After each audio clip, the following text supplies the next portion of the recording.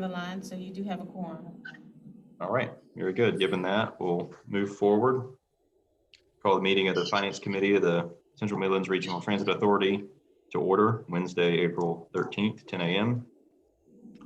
We have a quorum, the presence of myself, Dr. Morris, and Representative Howard. I will entertain a motion to adopt the agenda. So moved. Got a motion. Second. I'll second that. All in favor? Aye. Aye. Great. Minutes from the last meeting. Any comments, changes, or motion to adopt?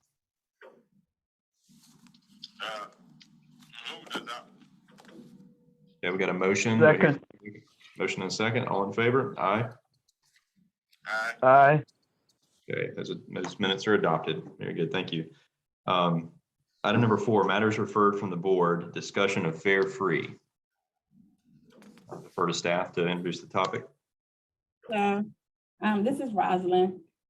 And I think from the service committee to the board, I forget the direction, but it was suggested that it come to the finance committee to look at the possibility of doing fare free for about 2 to 3 months in light of increasing gas prices. I think it was Mike Green who asked that we look into the possibility of any grant funds supporting the option. So the first, or the long or the short, there are no grant funds to fill in the gap for going fare free. To also remind you guys that when we did fare free before, how the public wanted us to go back to charging a fare because of the problem with the homeless. And thirdly, I don't think at this point it would be feasible to go completely fare free for about 2 to 3 months. I think that's the gist of where it is and where we are. If you have any more questions and need some more highlight on something, I'm glad to fill in some gaps. Well, before you go, I do, Pam, and you can say where this was. We did see that there was an agency out there that were going fare free on Fridays. So I would say possibly fare free of Fridays during the summer months or 2 or 3 months would be something we could entertain. That's the end. All right. Mr. Chair, I have a question. Sure, Dr. Morris. Do we still get stimulus monies for that we could use for fares? So I'm gonna let Michelle chime in, but it's not the fact that we still get. It was like a one-time given to you, and we're using all of that towards operations. So Michelle Ransom, if you're still on here, if you want to add something additional, please do. Yeah, can y'all hear me? Yes, ma'am, I can. Okay, great. Yeah. We did get some stimulus money that can be used for operations, but I contacted our FTA representative and he went to the attorneys, and those funds are meant to supplement any shortcomings we may have due to COVID. So when COVID was prevalent and we went fare free because of COVID, we could supplement whatever operational expenses those funds would have paid for, the fare box revenue would have paid for. But if we are not in a COVID crisis, it doesn't sound like it can be used for that. And I'd be happy to share the email that was sent to me regarding this, but it's the COVID funds were to make up for lost revenue due to COVID. Now, Mrs. Ramsey, is you said the funds could be used in case of crisis. So we are out of the crisis situation now? Well, we're with the not operating fare free. We were fare free because of COVID to keep, the passengers from entering the bus at the front with the fare box and all of that due to the crisis at the time. Now, I'm not saying we're not in crisis, but we're not operating fare free due to COVID. And okay. Just to interject, the this item came to us specifically around gas prices, not COVID. So it would be a jump, I think, for us to change the case that's being presented. Sorry, Dr. Yeah, Morris. but the gas prices are somewhat related. But anyway, Alicia? we said 2 Join or the 3 meeting. months. 2 or 3 months. We need to decide one or the other. And if we have the funds for 3 months, I would prefer, going 3 months. I have some difficulty with we want to restore fares because the homeless are riding the buses. I thought that we had security helping take care of that. That's my thought.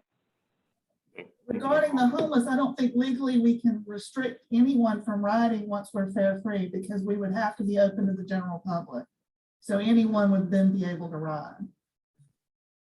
And if I can clarify some of the feedback that we did get from the public, it wasn't so much that homeless people were riding.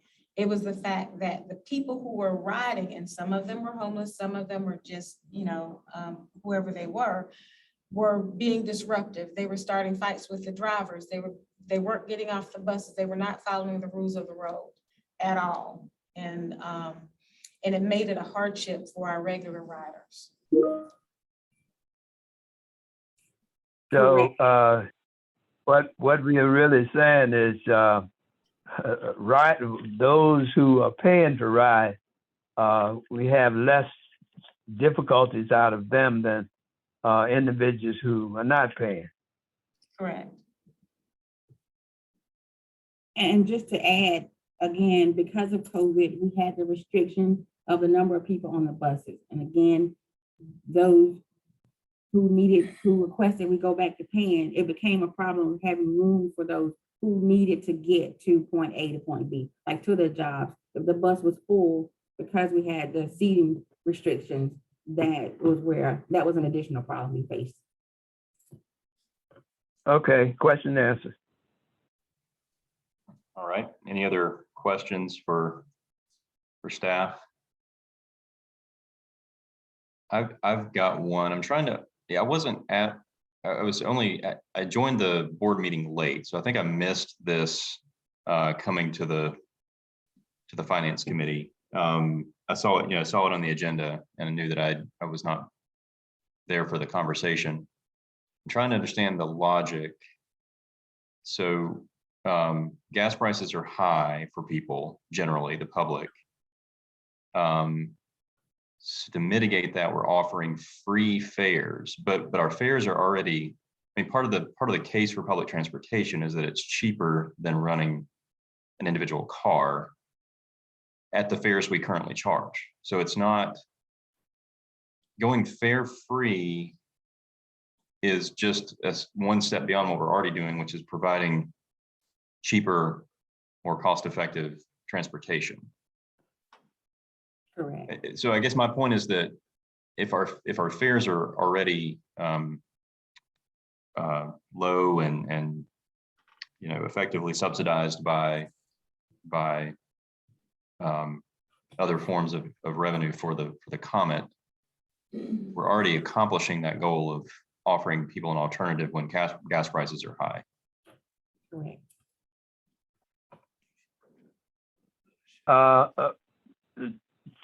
Chairman Smith, I certainly agree with you there, but I think we need to be cognizant of the fact that large number of people who are riding the buses don't have sufficient funds, and the more with the bus company or Comet can help them out, the better it is for them. I understand that what you're saying is correct. It is probably less expensive than driving a car by riding the buses. But in addition to that, it would be even better if we could extend it for a period of time for those who don't have the funds. Yeah, I mean, I don't disagree. I guess I see that, but I also think, you know,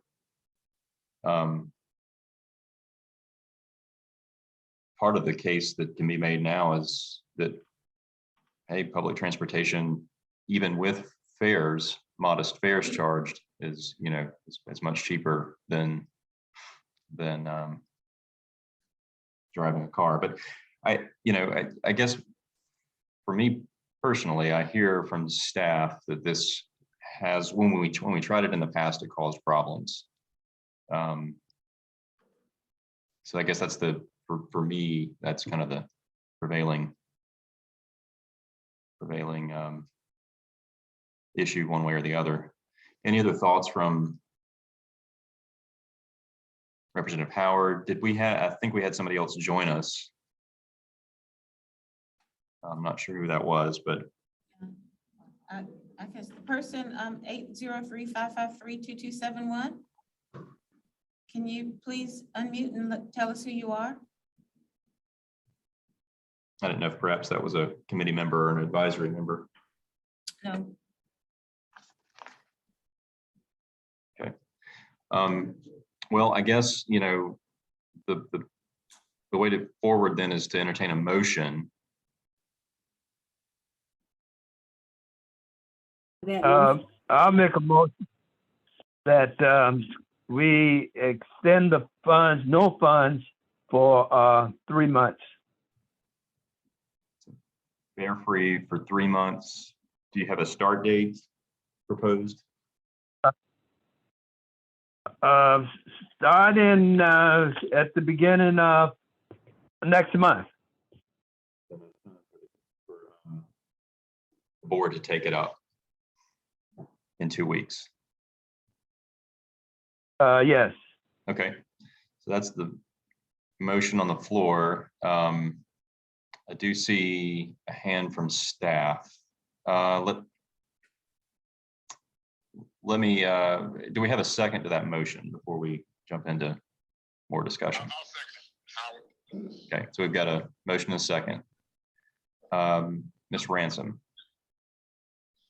I just have a question about the budget. Would this require then a budget adjustment or a budget revision? And how would that flow? Would that go in at the same time as the motion for the free service? It's a good question. And, you know, right, we would basically be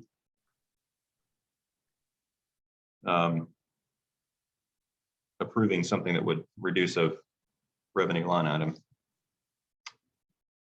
I think the cleanest way would be to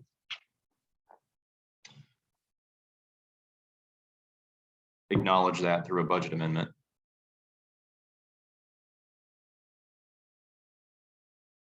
Looks like Roz. Mr. Chair, yes, could we have Ms. Andrews to speak on where we stand with the budget? Could we accommodate this? So I had my hand up to speak on that.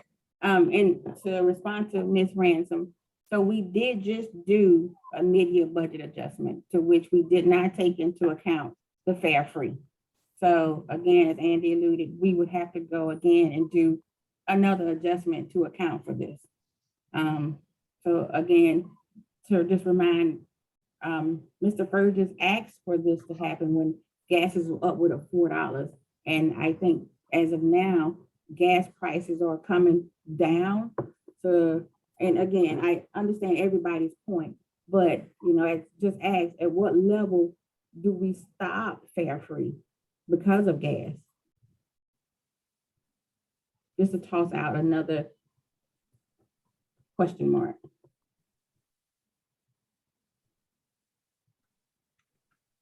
I think that we can augment the budget to cover this short period of time.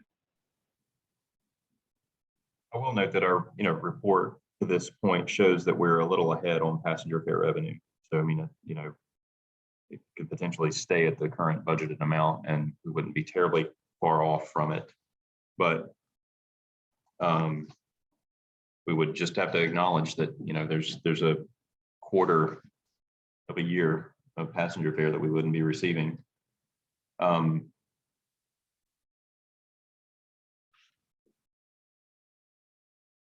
So we've got a motion. Yeah. With this, Dr. Morris?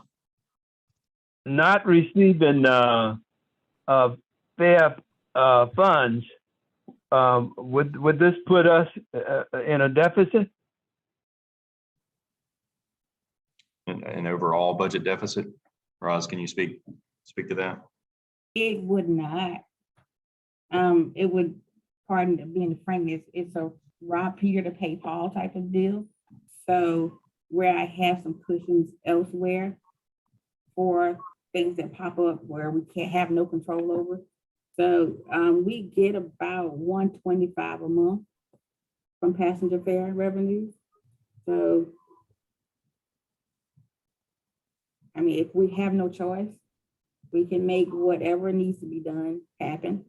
But as Ms. Michelle said, just keep in mind that the monies that they were asking us to utilize was the CARES Act funding was because of COVID specifically. And I see what Dr. Morris is saying, that gas prices increasing could be a COVID related incident. However, I think the FTA or Michelle's contact was not considering gas prices as that. I would just say, I personally would not recommend linking stimulus funds that are specific to COVID to this particular initiative for that reason. And we don't, as a board, don't have the expertise to make those kind of macroeconomic links between COVID and inflation and gas prices and that sort of thing. So I would personally recommend that we stay away from that type of link. And just acknowledge, if we move forward with this, just acknowledge that we're going to be under on that line item more than likely. I think that's the healthier way to look at this. My last, I guess, question, since I wasn't at the board meeting, maybe the board members who were, what's the impetus for the request? Or is there a groundswell of requests for this among riders and among constituents in our service area? It was my understanding that the service committee was in favor of this, but we couldn't move forward until it comes to the finance committee, so we can determine whether or not we can come up with the funds. Okay, so the service committee was hearing from people, from riders or potential riders. Is that? That was my understanding. That was not my understanding. I think it was a personal, I'm sorry, Pam, you can go ahead. Yeah, I'll chime in on that. I've not seen riders reach out to us on social or inboxing us or any other means requesting fares go free. I think that was something that did come from the service committee as perhaps a way to mitigate the high gas prices and possibly increase ridership. I believe that was the purpose that they. Okay. Which I think, again, generally are laudable goals. Yeah. All right, so we've got a motion and a second. Any other discussion or question? So if there are none, take a vote. All in favor? Aye. Aye. Opposed? No. I'm a no, but I didn't hear from Representative Howard. Representative Howard? Yes, aye. Okay. So motion, recommendation to the full board moves forward 2-1. All right, so the next item is the regular monthly financial report. Ms. Andrews. So again, I will go over page 8 for you guys. We're reporting on the month of February. February 22 brings us to 67% of the fiscal year being completed. We have a net income slightly at 88,000. Total revenue period to date being 2.3. Total expenses 2.53. That's backwards. That should be a loss because our expenses are over the revenue. So that's a mistake on my behalf. So we have a net loss for this month. Paid today to the contract operator, RATP Dev, is 25, shy of 25.5 million. The next section lists out some professional contract, marketing, security that you guys wanted to see what we pay them on a monthly basis. Past donations year to date through February are there. I kind of leave it as a point mark. It didn't change from the month of January. Total penny collections. We got another payment in February, almost $6 million. So that brings our total collection to almost 160, and I round up. That leaves us a little less than 50% remaining on that balance to collect. And that's the end of that report. If you guys have any other questions from the rest of the thing. All right, questions for Roz? I have a question. On page 15, I see management fee, although it's 0. What is meant by that? That line should be kind of not on this report, and I have to go back and remind her to remove it. And it is 0 because that was a fee that we had in the prior year, but we were charging RATP Dev a fee to have Leo Algier on board. I think I said his name correctly. Algier. Oh, okay. Okay, thank you. You're welcome. All right, any other questions for Roz? Roz, I always ask this. The total penny collection that we show is recognized right there. Is that, I mean, so we're showing an actual of 21.9 million on a annual budget of, sorry, I'm looking for it here. 9 maybe? Let's see. Are you talking page 19. 9? Yeah, so I'm looking at page 10. Actually, if you look at the Richland County sales tax, you know, we actual was 21.7, 21.8 million. And with the annual budget is 19.6. So we're already beyond our annual budget. And if I understand correctly, we still have a couple more months of revenue to recognize. Is that true? Okay. So keep in mind too, that 21 will have some accrual numbers in there, which may come out. So I will send them another bill, if we did that in February, around May, and which we probably will get around June. So that will chew up. And the 19.6, I kind of took maybe three, and I say 3, but I'm doing quarterly. I try to estimate as close I could to what I think we would get. So since we were already at 5 to 15, about 17, and then chop off 2 months, that's how I came to the 19.6. Okay. Which again, theoretically, yeah, after we did our mid-year review, that's where we went up to the 19.6. So we very well could get it. I did 19.6, but it could, in my opinion, be about 20. So if you're looking at the bottom of page 8, where I say the amounts we have collected. So those are, I'm gonna say 18 to round up, keep my mind at 6 million times 3.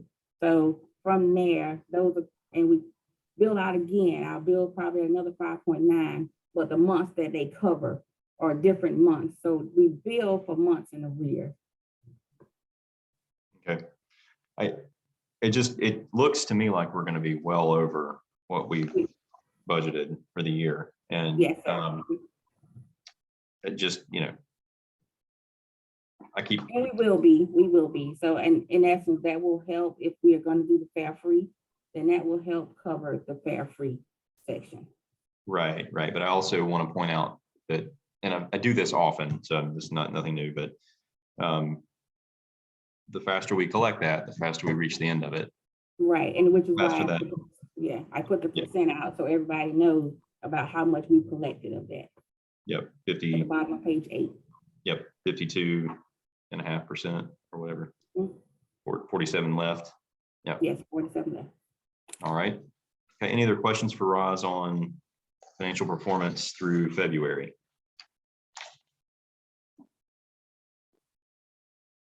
Okay, hearing none. Move forward to a report from Dr. Prince on DBE. Morning. The Morning. DBE report is found on pages 23 through 26 of the finance packet. 23 is just a quick snapshot of all vendors for DBE goals as of February 28th, the same time frame as the finance highlights. The company had paid approximately 29.3 million to vendors with a DBE goal. And of this amount, approximately 7.5 were paid to DBEs, and this calculates to approximately 26%.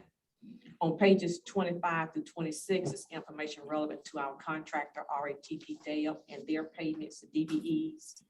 On page 25 reflects dates starting from the start of the contract, which is July 1st, 2020, and it goes up through February 28th. RTP DAIL had reached or achieved 23% of their cumulative goal of 20.06%. I also inserted a column on page 25 to reflect the term of the agreement with the subcontractors, and this was something that Mr. Lawson had requested at our last meeting. And if you would like for me to make any modifications to the format, just let me know and I'll make the changes. I have also requested RATP DAIL to follow up with DBE subcontractors at least once a year to determine if they're going to continue with their contract, since the term is the same as the term with the comment, which is 5 years, and it could extend beyond that time frame. And on page 26 of the RATP DAIL report, it just reflects the current fiscal year, which started July 1st, 2021, and it goes up to February 28th. And of course, this is still reflecting at 18%. RATP DAIL has been working with DBEs, and this number should increase as we go forward. Also want to share that our federal DBE goal is expected to expire on September 30th of this year. And the time frame for the federal goal is based on the federal fiscal year, which is October 1st through September 30th. So we have until August 1st of this year to submit our new DBE goal on the federal side for the next 3 years. And one component of this is to establish to have a public consultation meeting to obtain feedback from DBEs and other individuals in the community who may have information to assist us in developing our DBE goal methodology. And we have selected PJ Nobles and Associates. It's a DBE firm that has assisted us in the past with our DBE goal methodology to assist us in this effort. We're looking at a date in June for this event, and more information will be shared as plans are developed. This ends the DBE update report, and I'll be happy to answer any questions that you may have. All right. Thank you, Dr. Prince. Questions? Mr. Chair, I noticed that the RATP DEB payments, to companies, more or less the same ones over and over and over, for 3 months now, have had a percentage goal achieved of 0%. Now, we are getting close to the end of this fiscal year. Matter of fact, another 2.5 months. And we know that we've had this problem in the past. If they don't reach their goal, then we could do the liquidated damages. And I don't think we want to go down that road So we need to keep working with RATP Dev to make sure that they are paying and meeting the goal of 20.06. Thank you. And I just want to share that some of the ones where you see 0%, they have already received some invoices, but it'll be showing up in a future report that I'll be presenting. And I am meeting with the senior management team of RATP Day on a monthly basis now. So we just started last month. So I'm kind of like checking with them and making sure that they are staying on top of their goal. Thank you, Dr. Okay, Prince. thank you. Are we, just to make sure I have clarity, are we looking at page 25? Dr. Morris? Yeah, page 25, but then I went back. No, that's page 26. And then I went back and looked for the last 2 months. And more or less, I see the same companies have 0%. Okay. All right. And I was going to share with the customer's point of view. This was a company to assist them with onboard surveys. And because of the pandemic, they did not have any activity for a period of time. But they have have already gotten some invoices, and it'll be showing in a future report. And that was all driven by the FTA, right? They kind of curtailed that whole program. Yes, and we were also looking at the NICE group, which was also because of some of the recommendations from FTA. So Right. those are, they have invoices, they have already gotten invoices, and they will show in future reports. Okay. All right. Any other questions for Dr. Prince? Okay. Hearing none, thank you for that report. We'll move on to item number 7, discussion action items. It's a RATP Dev pricing structure change. Change order number 1. So I'll defer to staff and then perhaps Mr. Hubble. Hello again. I will be introducing Mr. Hubble, but just to give you guys some history, I mentioned in our previous staff meeting that this would come about with some changes to RATP Dev's cost structure, which in essence is a change to change order 1. I included in your packet change order 1, presentation from Mike, and a larger picture of your cost of the proposed cost matrix proposal. And I will let Mike give you any history and any present and any future recommendations from here. Mr. Hubble? So just Mike, before you begin, Pam, I know you have Representative Howard on the phone, so he won't be able to see this entire presentation. I guess to Andy, will that be a problem? If it's not a problem for Representative Howard, it is in the packet. So if he has access to that, even after the fact, you know, Representative Howard, are you okay with proceeding without being able to see this? I am. Okay. Hey, Mike, you're up. And I'm Okay, sure- thank you. Thank you, Rosalind. Good morning, Chairman Smith, members of the Finance Committee. Real briefly, I've got just a few slides to lay the foundation for this request and then the details of the request for your consideration. The purpose of the briefing is listed here as I've described. Background, as you will recall, the contract was executed in July of 2020, absolutely in the throes of the pandemic.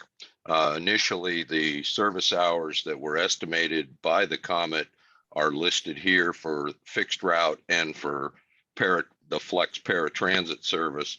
The contract provides for 2 significant points for this consideration.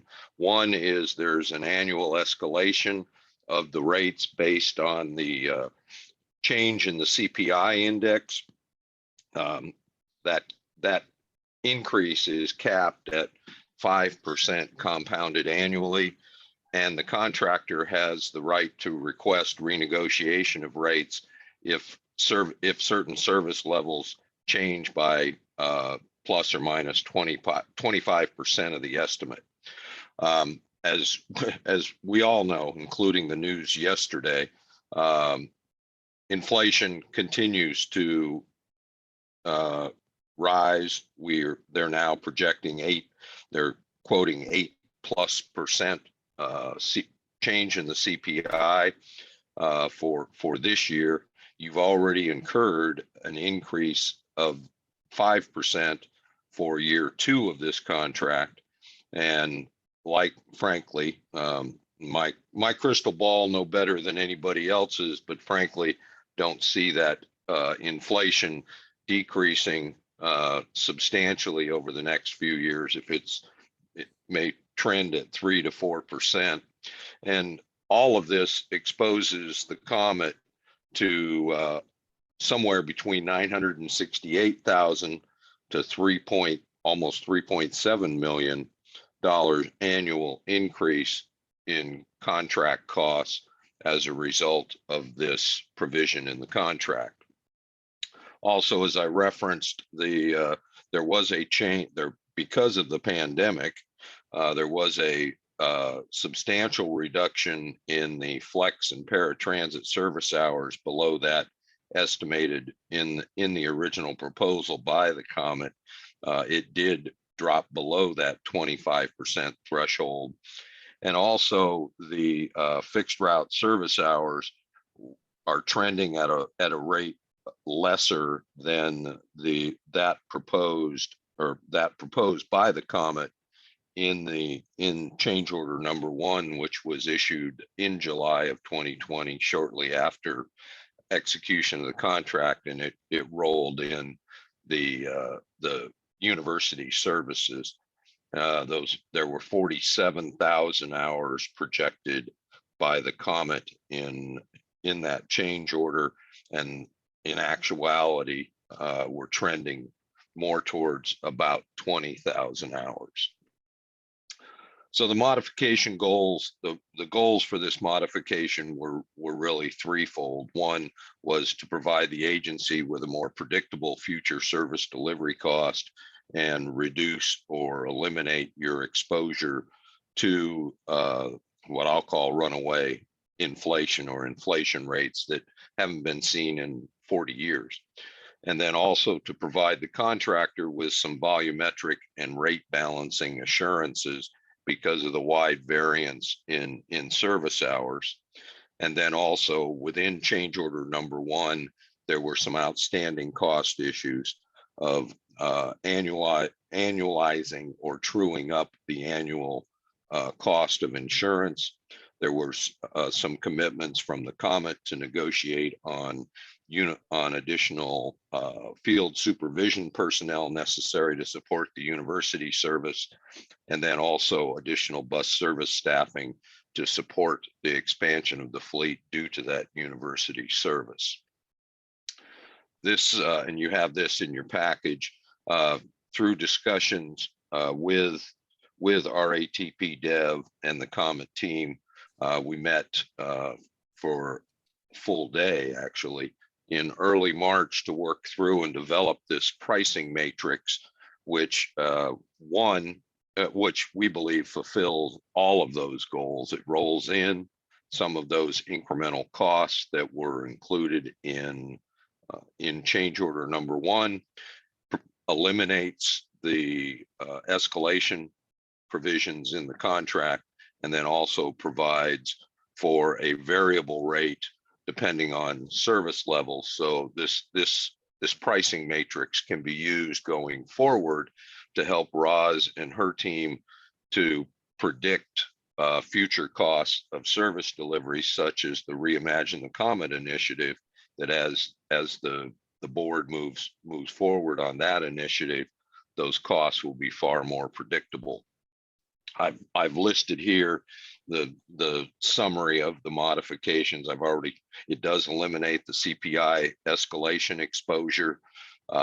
It provides the contract in trade, I'll say, provides the contractor some less exposure to volatility of future service hours.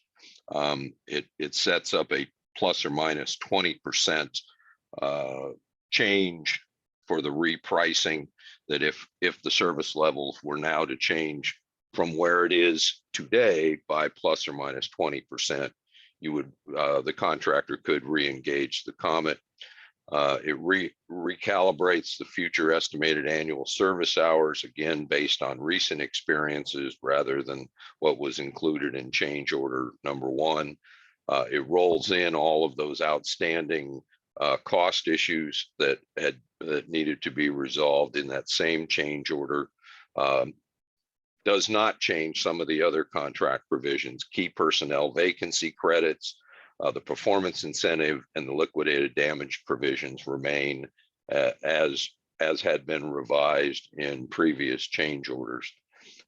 It does roll in all of the existing direct pass-through costs, but for 2. 1, bus stop maintenance, which will remain a pass-through cost, and secondly, the increased pandemic-related cleaning costs that hopefully that once we do come out of this pandemic, a decision can be made as to how you adjust your cleaning efforts if you decide to, and that can be incrementally reduced. I've already referenced it provides a far better predictability of pricing going forward. It does increase the first year costs for paratransit by about $372,000. But it reduces the overall escalated future costs by upwards of close to $950,000 to approximately $2.6 million annually. So with that, we would request that you recommend to the full board for our team to execute a change order with our ATP Dev to eliminate the CPI cost escalation provisions, replace the existing compensation tables with this proposed range defined pricing matrix, retroactively apply the flex and paratransit matrix rates for services provided prior to July of 2021, again at a cost of about $372,000, and then apply all of these rates that are in this matrix to all services effective April 1 of this year. And Mr. Chairman, that's all I have. Roz and I are prepared to entertain any questions. Thank you, Mr. Hubble. One quick remark. I just want to make sure that I understand before I open it to questions. Big picture, what it seems to me is that there's an upfront cost to making this change, but potential shifting of risk to the contractor. Is that in Yes, sir, that is correct. If you in a nutshell, if you assume the escalation rates that I just referenced, your exposure, your increased contract exposure is about 12.3% over the term of the life of the contract. With this matrix approach, it assures you an increase of only 4.8%. So you're basically eliminating about 8 percentage points of financial risk. Unless service changes by 20% one way or the other, then correct. That is correct, sir. Can come back to us and renegotiate. Correct. Okay. All right. So questions for Mr. Hubble or staff on this? Mr. Chair, I don't necessarily have a question for Mr. Hubble or staff, but because I think there's some good information he shared. I do have a question to you, Mr. Chair. Did this go to the board and the board recommended that it come to the finance committee? No, I don't think so. No, It- no, sir, Mr. Smith, this was, if I could ask, if I can answer that, no, this is, we're bringing it to the finance committee first to seek their endorsement, and then through your action, it would be taken to the full board at the end of this month for their action, if you elect to move it forward. I think Mr. Hubble has good intent, but it's my understanding, Mr. Chair, that it should go to the board and the board refer it to the finance committee if they want to continue with it. I think there are two mechanisms of action that the two approaches to this. I mean, if it's a board initiated action, it does have to go to committee. But things can come out of committee directly. But if I mean, so what you would like for, just to understand kind of, you would like for the My point board. is that items that come to a committee should first go to the board.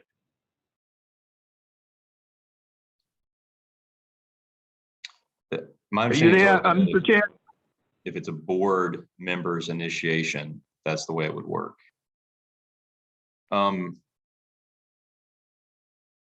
So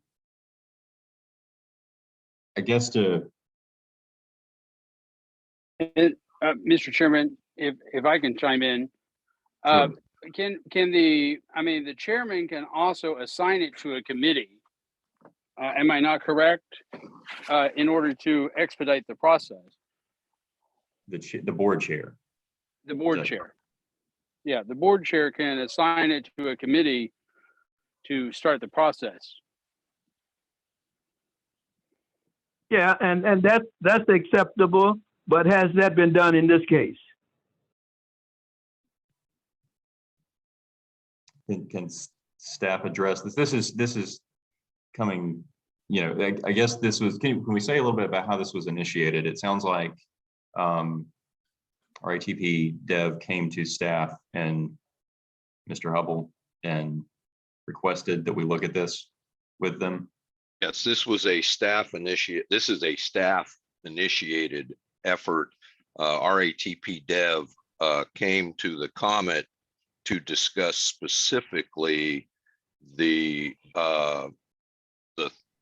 rates, renegotiate the rates for the paratransit flex service because of the service levels falling outside that plus or minus 25% threshold. And in those initial deliberations with the Comet team, we identified other issues that particularly the financial risk of exposure to the Comet, and elected to roll all of this into a final negotiation package, so to speak, with our ATP Dev, but all of this was a staff initiated effort. Mr. Chair, I don't have a problem with it. My only concern is I don't want staff to load up our agenda without first going to the board.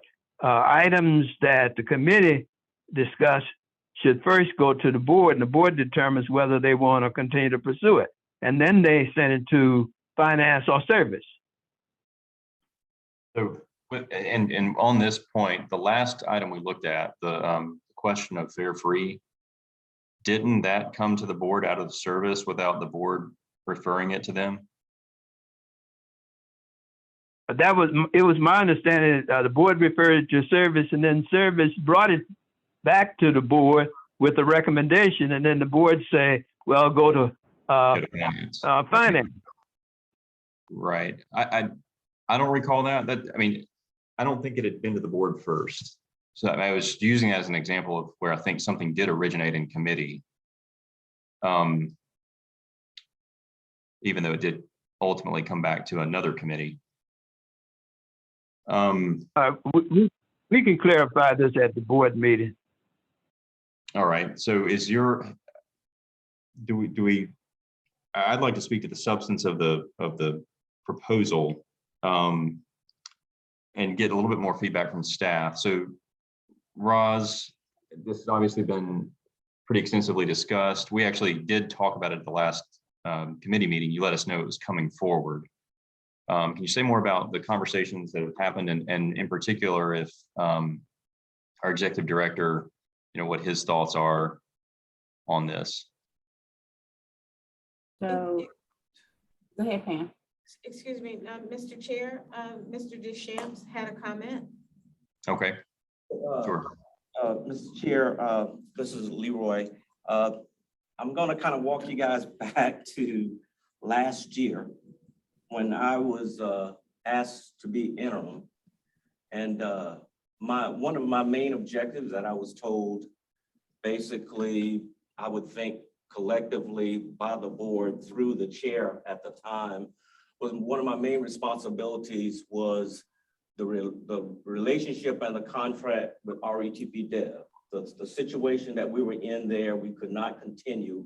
And my main responsibility was, how do I work to get the relationship and the contract with RETP Dev to a workable, agreeable situation or stance? And part of that was when Mr. Hubble came in through, I would think, the board and legal, and to work on these two major issues.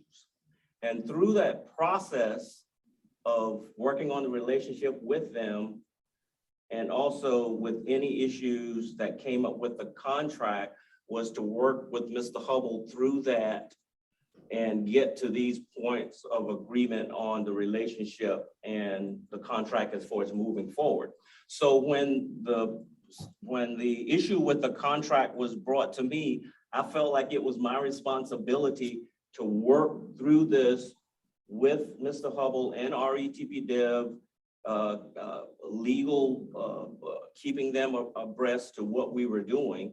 And when we got to this point, after all of these hours, I felt like my responsibility given to me by the board was, first, let me present this to the finance committee and get their input to see, before we present this to the board, is this the direction that we want to go? And that's how we got to this point. Now, as far as the next step, I'll leave that up to you all, but that's pretty much a recap of what I've been working on and what staff, along with Mr. Hubble and RETP Dev, has been working on the past year to get to the point of the presentation today. Right. Thank you. So I think the question before us is a procedural one. I hear what you're saying, Dr. Morris. I think what the whole board referring items to committee was intended to prevent were motions being made at board meetings that were then voted at the same board meeting without true vetting. What we're doing here is something that's initiated in committee and vetting it here. I think the bylaws allow this, but I mean, I hear your concern. I think we've got a procedural issue to clear up before the substance of this request. I'm inclined, so Dr. Morris, would you be comfortable getting sometime in the next couple of days, getting a legal opinion from our attorney on this question of whether something can be initiated in committee without a direct referral from the board? And if so, having a special called meeting perhaps next week, as long as we have enough time to give proper notice before the next board meeting to address just this item. That would be fine with me. Okay. Ms. Andrews, I see your hand up. And it may, I guess, be moot at this point. And just to ask for my clarity, so when this all initiated with the hiring of Mike, I think it came as a motion from the board. And Leroy, chime in if I'm correct.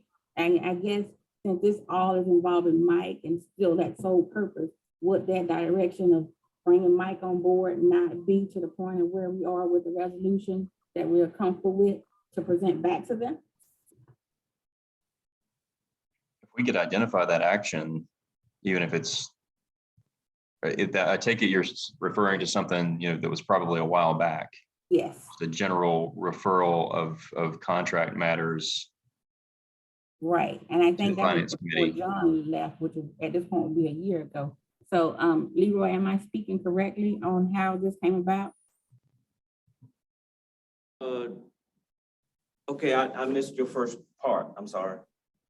Did the hiring or the bringing on of Mike come as a board directive or strictly internal? I would think the board should have been involved in that. Like I said, I wasn't privileged to those Yeah, I don't know. conversation, I don't think, at that time. And I wasn't either, but we can look back, I guess, to save time, Andy, we can still go the route that you were suggesting. Because like I say, I think this came before John left. And at this point, John has been gone almost a year. Right. Yeah, and I think, I'm sorry, this is Leroy again. I think, yes, because I think I was on vacation when some of this transpired, but I think legal was involved through the process of identifying Mr. Hubble, and I don't think they would do that without board directive. So. Chairman, if I could provide some clarity and recollection, yes, I was vetted by the Burr Foreman team, but it was represented that it was at the direction of the board and specifically the board chair at the time to hire my services as what was at the time a potential matter of litigation. And I was hired as a legal expert, and then through resolution of many of those issues that were exposing the parties to litigation, I was transitioned to a more of a facilitator working directly with Leroy and his team. And if I could, Mr. Chair, Dr. Morris? Mr. Chair, I certainly agree with what you said earlier in terms of maybe having a special call meeting after we would clarify this. But it was my understanding that, and I'll reiterate, items that come before a committee must be recommended by the board. And that's my only question. Okay. And- And go ahead. Mr. Chairman, Yeah. could Mr. I, Green. could I pipe in? Sure. Do you think it's possible we could get the attorney on the phone and settle this matter right now rather than have a special called meeting? Certainly, I'm certainly open to that. I don't know her availability. Staff, do you? Mr. try Chairman, that? could I suggest an alternative that a motion, assuming the committee supports the concepts here, that motion be carried and be subject to legal concurrence and move on to the board, and that can be reported out at the board. To make a decision on the merits of the proposal, subject to proper procedure being confirmed by legal. By legal, yes, sir. Dr. Morris? I see it as just the opposite. Why not get the a legal opinion and then go from there? Mr. Smith, we can reach Roz? out to them. We can reach out to them real quickly if you want to now and see if they're available. Yeah, why don't we just take a few minutes and do that? Okay, give me a second.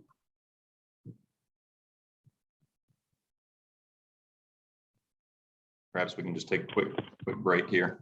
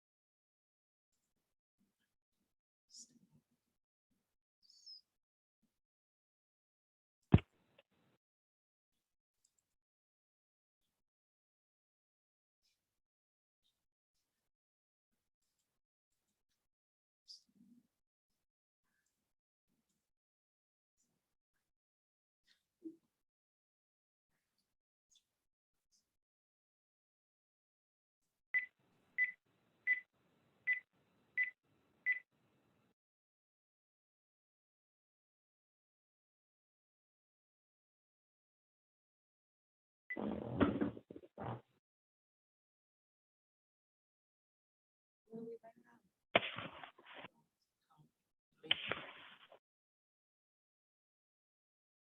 on the bus.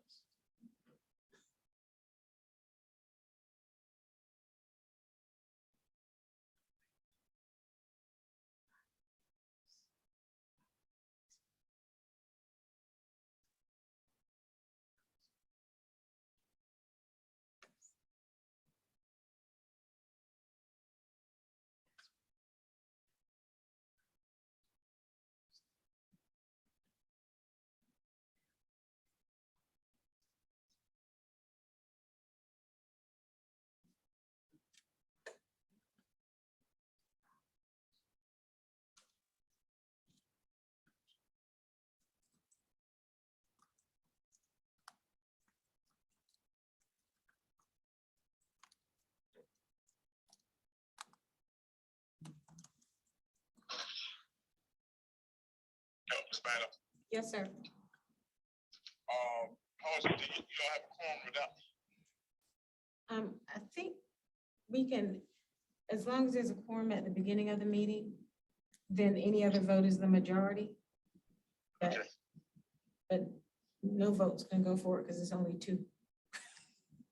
So they cancel each other out. Okay.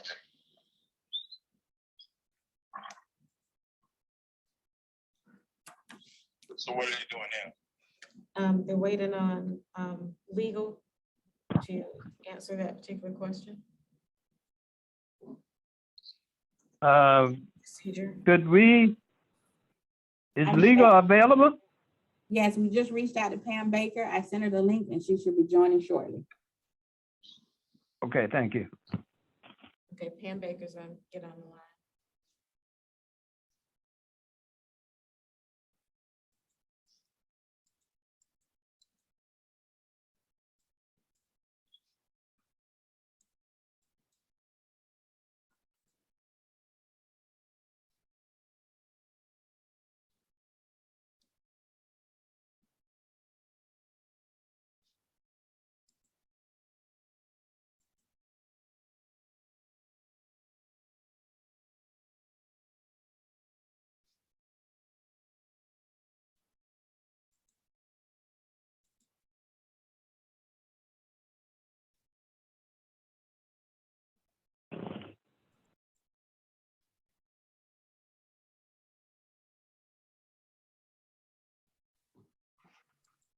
Ms. Baker's now on.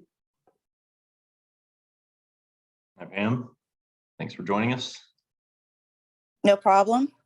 All right, so we've got a kind of a procedural question. We've got an action item before us that really kind of came most directly from staff and staff negotiation with RATP Dev with the assistance of Mr. Hubble.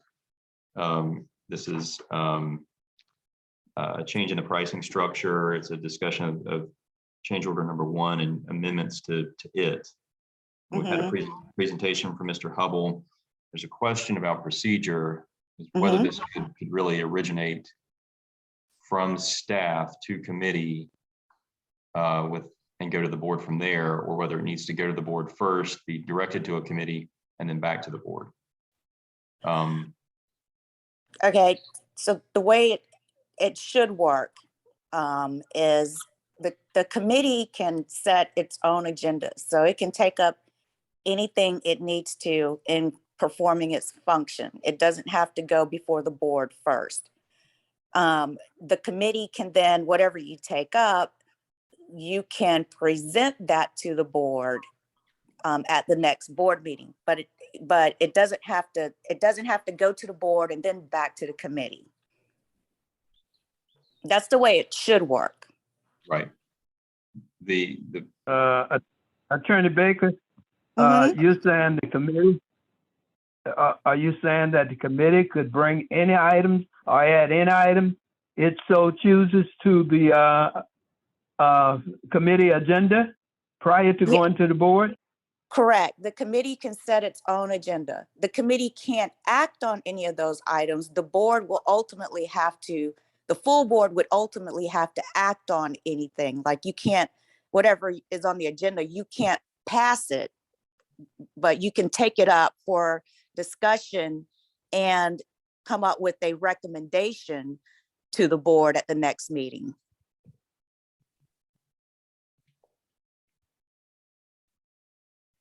Okay, it was my understanding that committee items had to come from the board. But now you said the committee can have their own add items to the agenda. So when you say the committee, who are you talking about? The chair of the committee or all of its members? The chair, and I guess the way it should work is if any other members on the committee have something to add, they should send it to the chair for the agenda. But it doesn't have to come from the full board to the committee in order for the committee to take it up.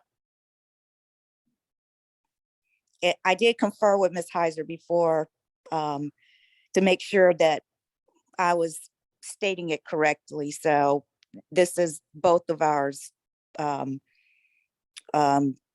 view. Just a point of clarification, in the past, this has been an issue. The process of referring things from the board to committee is when things come up at the board meeting. Right. So something can't be brought up in the motion section of the board meeting and voted on in the same board meeting. That's when things have to be referred to the committee. Right. So, and even with this, you could take up this issue today and you could come to the board with a recommendation on it. And if the board is not comfortable with the recommendation, they could send it back to your committee for further review. Right. But it doesn't have to, I guess what I'm saying is it doesn't have to, in order for you to take up an item on your agenda, it doesn't have to come from the board first. Okay, could we clarify that at the next board meeting? Yes, absolutely. Okay, thank you. And you know, if it'll be helpful, I'll try and prepare a short paragraph or two on how that procedure should work before the next meeting. Okay, and you will consult the Constitution and bylaws. Yes, of course. The bylaws. Of course, yes. And I will just add on this particular topic. Staff did mention to us at the last Finance Committee meeting that this would be coming to us.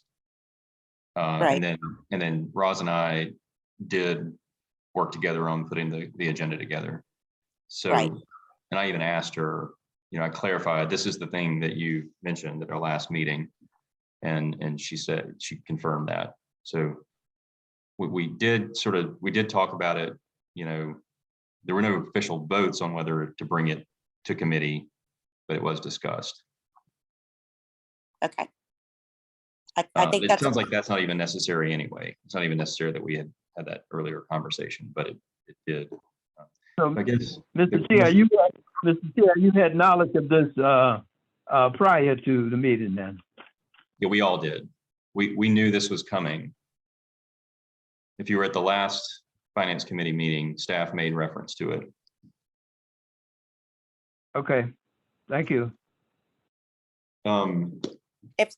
if that's all you need from me, I will log off. Okay, thank you. Thank you, Pam. I think Thank that you. is all. Okay, bye-bye. So the question, I guess, before us is on the merits of this, are we prepared to move it forward with a recommendation out of the committee?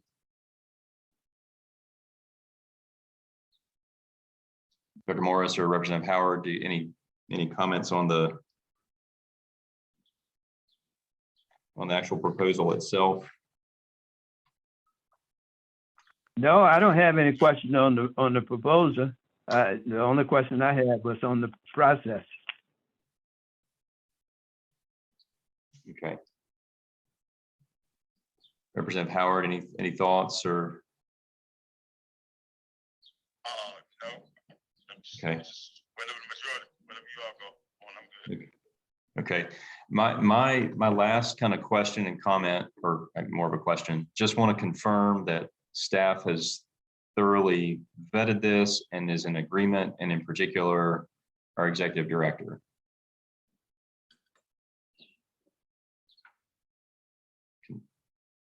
Can someone speak to that? Yeah, well, this is Rosalind. So when, I guess since Leroy was the interim at the start of all this, he's been not the lead, but the side or the go-to through this whole thing. Jerry's involvement has been minimal, but we can update him on where he's aware of what's going on. He's aware of it. Yes. Okay, and that's I just want to make sure that, you know, it's coming with staff recommendation. And yeah, Dr. Morris. Mr. Chair, to you too, Ms. Ramsey. I'm sorry. Have the chair, Edie, been involved with this? Raj just said he's aware. That Ms. it's actually Andrews? been, it goes back to the time when Mr. Deschamps was the interim executive director. So he's been the lead on the actual staff conversations. And Mr. Chair, I did have a, albeit brief conversation with Mr. Huggins when we were all on site back in early March as to the goals of the discussion, so to speak, at the time, but the modification goals that were included in my package here today. So he is aware of the initiative. Okay. Well, I certainly will be in favor of supporting it on a one-time basis until we get some more information from legal. Okay. Very good. Do you feel comfortable making that motion, or do you want me to do it? I can speak to the actual language that's in the. Hold on just one second.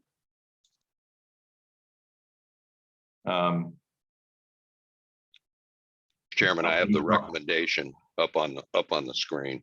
Right. That's, yeah, I see that now. I was looking for it in writing. Okay, so a motion to recommend to the full board change to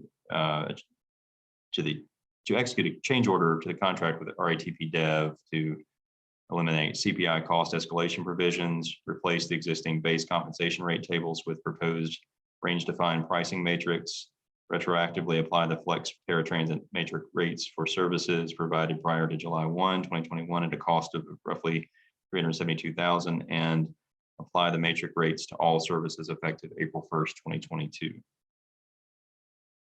That's my motion. Could I modify that? Sure. What, or I I consider it. accept that, I accept that, but I'm still, waiting for, the opinion from legal. I think we got an opinion. You mean the confirmation in the board meeting? Of our understanding of, okay. So you want to make this contingent on confirmation of the legal opinion we received today? Yeah, well, that's well worded. Okay, so I will accept that addition to my, or amendment to my motion. I'll second it. Okay, any other further comment or question? All right, hearing none, all in favor of the motion, say aye. Aye. Aye. All right, any noes? I think I heard all three of us. So motion passes. Thank you, Mr. Chairman. Sure, thank you. Thank you to staff as well. Item number 8, legal contractual. There's nothing that requires executive session. So given that, item number 9 is an adjournment for a motion. So moved. Second. Very good. And we stand adjourned. Thank you for a productive meeting. Thank you.